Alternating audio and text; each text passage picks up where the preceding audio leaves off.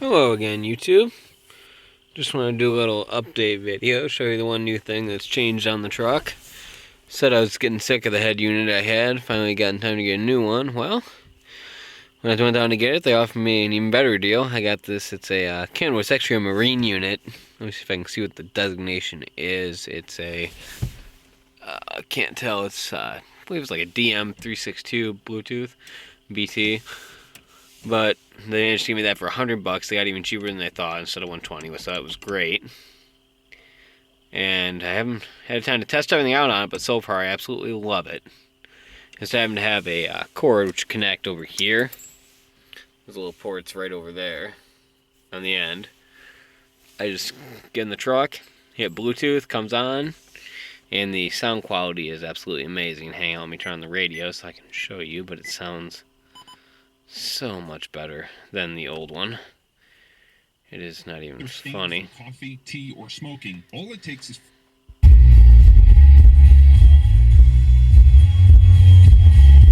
This is on 12. It's still already fairly loud. Goes to 36, I believe. Another cool thing is that it will do on the screen, it'll show you who the artist is, what the song is, which is kind of cool because my old one didn't do any of that. It was a dumb radio, basically, cheap radio. Now that I have a nice one, I love it. I probably wouldn't get a cheap one ever again because this is just too nice. Too spoiled now. One other thing that was a nice surprise is the climate control, I believe anyways.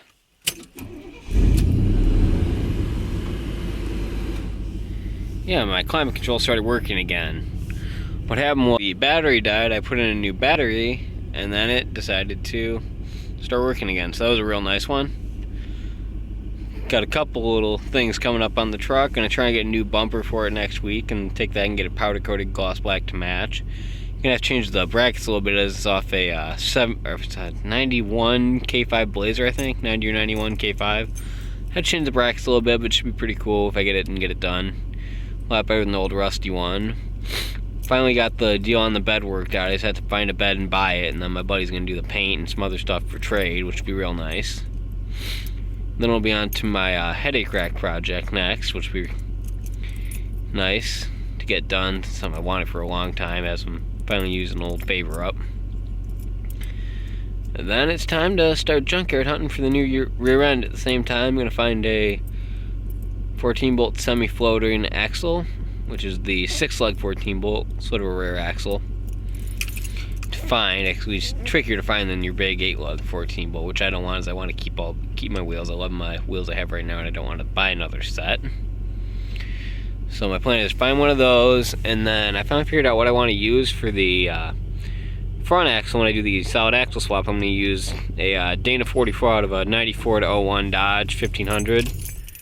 As that's set up for coil springs, and basically it's just going to be easier to do than to convert another axle to run coils as like I want to. Like take the radius arms off a Ford axle or something like that. That's my plan, so hopefully more on that soon. When I get the 14 bolt, the plan is to go 410 gears. New ones, most likely, unless I get really lucky and find one that has 410s. Doubt it, personally. And I still might just change it for peace of mind. Don't know what y'all think on that. If you have, any of you more experienced mechanical minds have opinions, let me know. And then put an E-locker in it. Let me see if I can get some more lights in here real quick.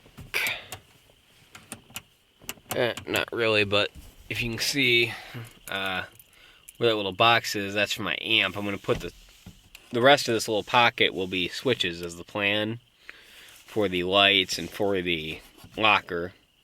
Probably lockers. I might do a front selectable too. I'm not sure if I can swing the money for it because they're expensive. But if I can do that, that'd be really good, as it will be very, very nice to have the selectables front and rear instead of having one selectable, one not. I just like the full control, personally. Nicer to have for road driving, since this truck will probably always be my daily driver. It's just too comfortable, too much fun to drive. hopefully those plans will all be done by July or so, and then I can start saving my money to put parts towards the motor, which is going to be a 383 stroker, most likely Summit Vortec heads that I'll have worked over to the point of insanity, kind of like Mr. Kevin Robinson, with it's looking like Edelbrock Pro Flow fuel injection and a nice healthy cam. That way it'll be powerful but still be streetable. That's my basic plan so far, and hopefully more on that soon. I'm going to pick up the bumper, hopefully. What day is today? Today's Wednesday, almost Thursday. It's so late. But in about a week, hopefully I'll be doing a video showing you the new bumper before it goes off to powder coat and anything I figured out I have to do to modify it. So that should go well. Alright, that's it for now. That's all, folks.